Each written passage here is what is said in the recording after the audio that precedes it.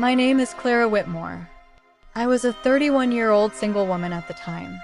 I chose to become a psychiatrist to explore the depths of the human psyche, but I never imagined that this journey would bring me to my limits.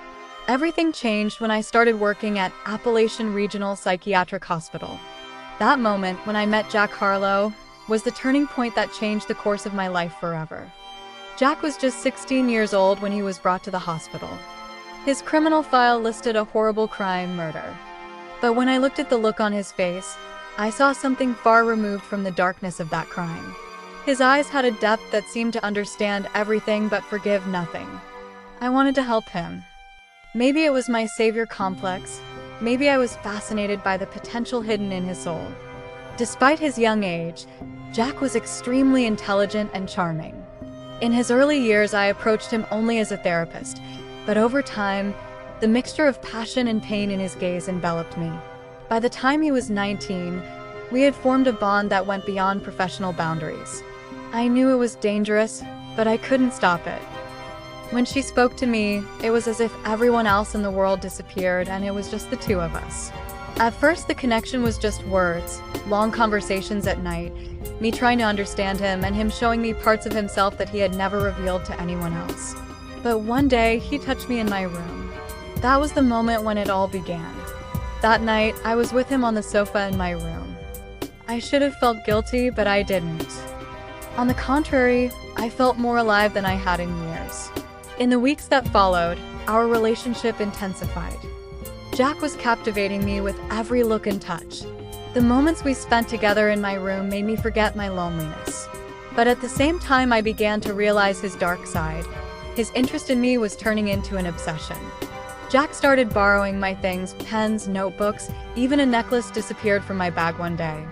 This began to make me uneasy.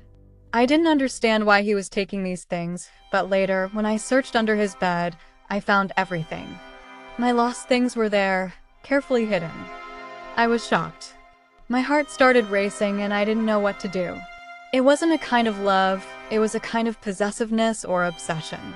From that moment on, I decided to distance myself from Jack. I tried to approach him professionally, but that only made him angrier. Jack started watching me from a distance. I could feel his eyes everywhere. I started to find notes on my desk that said, "The shadow was here." I saw the same writing carved on the walls. It was his message. He was trying to scare me or maybe not make me forget about him.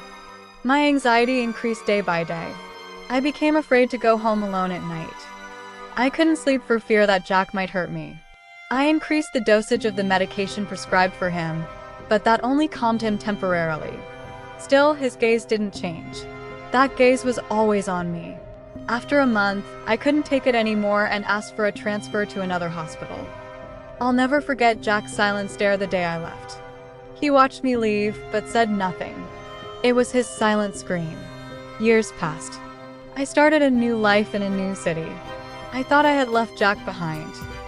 But a few days ago, on my way to work, I noticed something in my car. A bracelet hung under the rearview mirror. It was the bracelet that Jack bought for me years ago. My heart almost stopped. At that moment, I remembered the inscription, "The shadow was here again." Jack was back and he was watching me. I'm telling this story for one reason. I still live under his shadow. I never know when or where Jack will show up.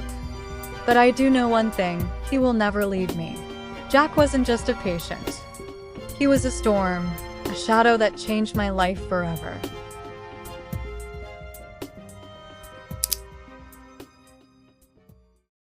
Jack may be here, maybe right next to you.